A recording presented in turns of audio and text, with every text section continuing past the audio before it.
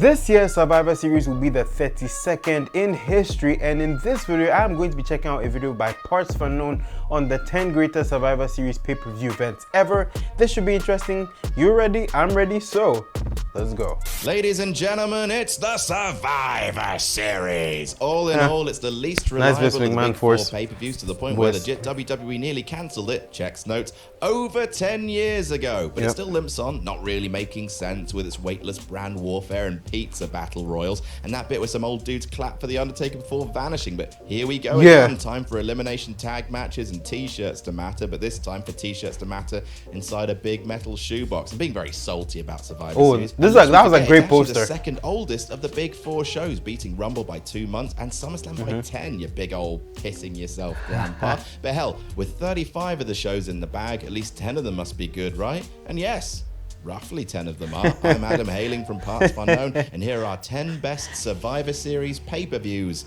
ever. If you'd like to see some of our other best pay-per-view shows, they make great content. Check them out.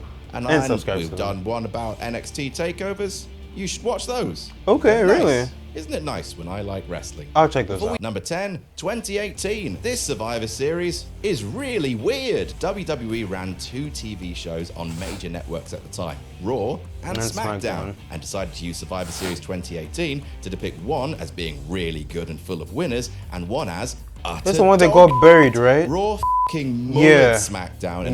This was not good. Sweep, which involved WWE actually taking SmackDown's one win, the tag team elimination match. They took that away from SmackDown. That was not good. The pre-show.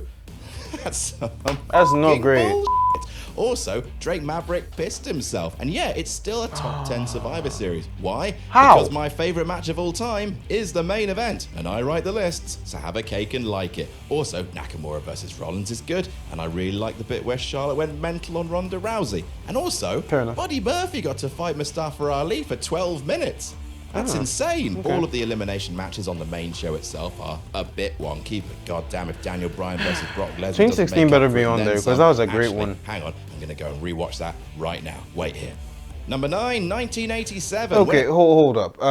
You know, I think the thing Survivor Series has suffered from in recent times, especially from 2016-ish, is it's become like the new bragging rights. So for those of you that may not know, bragging rights was this pay-per-view from 2009 to 2000, and the last one was in 2010. It was just 2 events, and that was it.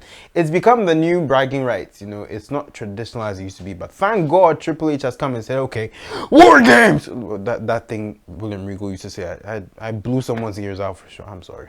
When it comes to the first iteration of each of the big 4 pay-per-views, WWE have exactly a 50% success record. The first WrestleMania and Royal Rumble shows are hard to watch and dull, but the first SummerSlam and first Survivor Series absolutely hold up today. The very first Survivor Series featured 4 matches, each of them a showcase of a different division, mid-card, tag, women. The stairs are in a different position, interesting. Good in their own way, and each one a shining example of why the world still very much had a terminal case of Hulkamania.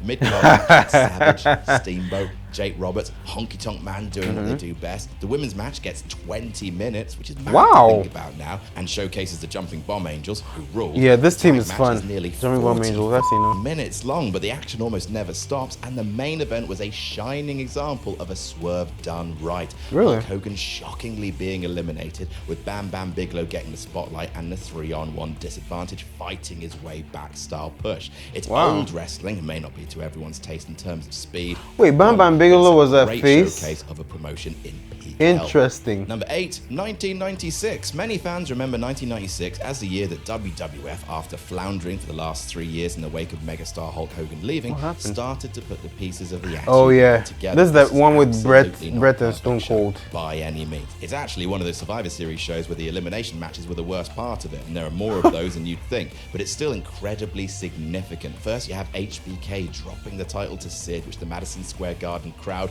were more than up for. Then you have a silly but acceptable Mankind Taker match with Paul Bearer hanging above the ring like a ornament. But the real crowning glory is the Bret Hart Steve Austin match. These two could wrestle in inflatable sumo suits, and it would still be... Isn't this the Survivor Series where Undertaker came down with the Batman wings? I think it was this one. Be good. Oh yeah, and The Rock debuted, this dude came cosplaying as a toothpaste jellyfish. An important step in the right direction for WWF, and a solid enough show if you selectively fast forward. Sure. Number 7, 2014, a one-match card. Okay. But what a match. Team Cena versus Team Authority. Okay. The stake being, if the Authority lost, they would be out of power, and if Cena's ballerinas lost, they'd all be fired. And boy, did they throw every booking trick they had at this match. Somehow, it all came together beautifully. You had an immediate elimination.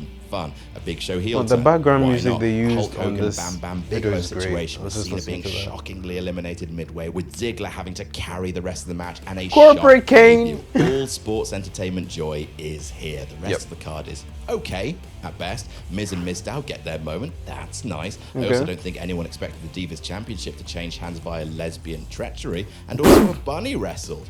The rest of the show is, Shouldn't have said that. isn't it? But that main event, though, that is an all-timer. Number 6, 2003. And I should go and watch this match Speaking of too. all-time great, Oh my God, the one matches, where Undertaker got 2003 buried, is right? up there with the best of the best. Team Austin versus Team Bischoff, with Austin's career, well, his general manager Stone Cold career, I Steve guess, lost. being on the line. A stacked, ruthless aggression mid-card, bolstering the match with some wonderfully booked eliminations, and a Shawn Michaels babyface in peril performance that has rarely ever been bettered. Like 2014, you only really remembered this show for this match, but unlike 2014, the rest of the card has some stuff going on. Team Angle versus Team Lesnar was good. Shane defending his mother and testicles from Kane was stupidly violent. Mr. McMahon versus The Undertaker is violently stupid. Good and Lord. intensely bloody for some reason. And that Because reason Vince. is crazy. Triple H versus Goldberg was all right. There have been worse. It's a solid enough show with a near faultless elimination match as its beating heart.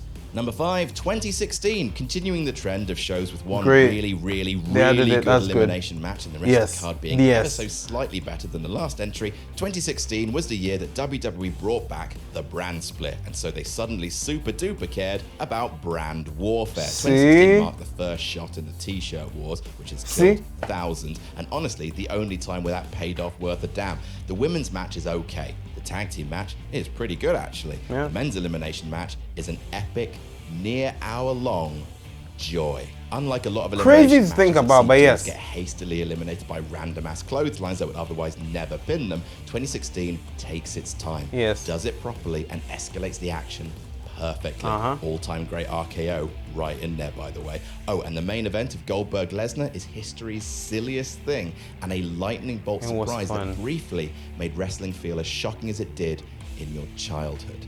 Number 4, 2009. Good. Kind of weird. Yes. Match on this list. Yes. The triple threat matches. Oh my God, 2009 was so good. I love it for one reason only. Undertaker's entrance before his championship defense against Big Show and Chris Jericho. That entrance is so cool. It's simple, but it's so, you have to see it to understand it. Ugh! Boy, I'm nicking out. Okay, let's get back to it. Oddly bad year for WWE. It was a year where they had 9, count them, 9 WWE Championship title changes in 1 year. Yes, mostly because of Randy Orton and Cena, and they happened in like a 3-month period, which is just flipping crazy to think about. Stupid. Hell, Survivor Series was one of the only shows that year that didn't feature had a great any theme title song. changes, but it goes on the list because top to bottom, it's just a really good show. Simply booked, and everything makes sense. Kofi's big win featuring some 1-2 elimination moment. Undertaker versus Jericho. A handicap match and good fun. The opening match was a solid showcase for 3 men that would come to define WWE over the next 10 years, one way or another. And the main event is a very fun misdirect. John Cena defending his WWE Championship against both members of DX, who fans were expecting to work together, before Michaels immediately super kicks his best bud as soon as the bell rings. Actual laugh out loud swerve. For a very good match. There's just nothing wrong with this Survivor Series at all. It was great. There's just nothing really wrong with it. It was great. There's an ad coming up, so I can speak. Good Lord, I love this match. Also, a bit of a funny fact here, but this was also the Survivor Series where someone called out in the crowd to Jericho, like, from go back to some spot, go back to Toronto, and he's like, I'm from Winnipeg, you idiot. And if you look closely, you can see Undertaker crack. Like, that man doesn't crack, but you could see him laugh. It was so funny. Anyway, let's get back. So number 3 is 2001. Interesting. 2001. Say what you want about the invasion. Okay, I will. It was the biggest waste of potential in wrestling history. And also, why is the poster for this show Tori Wilson and Lita? No knock on either lady, but I'm pretty sure the show was about something else. The invasion was a convoluted mess that somehow went from WWF versus WCW to WWF versus WWF with Booker T also there. But I'm not going to argue with how the whole thing ended. Survivor Series 2001 rules. Paul Heyman and JR on top of their bickering commentary game, a bunch of great undercard matches, Test Edge, Dudley's Hardys, the Immunity Battle Royal, and finally the main event, an absolute whopper of an elimination match featuring the biggest and brightest talent from the best main event period in WWE history.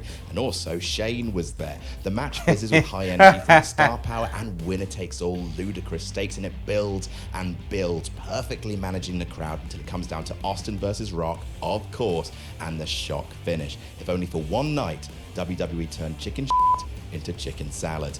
Number 2, 1998. Some people really hate this show, and I promise you I do understand why. It's a wrestling show where the wrestling part of the show is garbage. It swerves on misdirects, on red herrings, on top of twists, and should go down in history as one of the worst Deadly Games. Sports this is the one, success, but it really isn't. It's Deadly Games, sorry. One of the better arguments for Vince's vision of professional wrestling, a densely plotted, moments over moves style affair, but where every story beat actually pays off because all the major surprises are seeded and everyone's actions make sense. Vince's plan is complicated as hell, but it makes sense. Mankind's manipulation and subsequent betrayal makes sense. The Rock's turn makes sense. Instead of a bunch of matches, it's basically one long twisting storyline of a night, an experiment that pays dividends in a brand new super over corporate champion.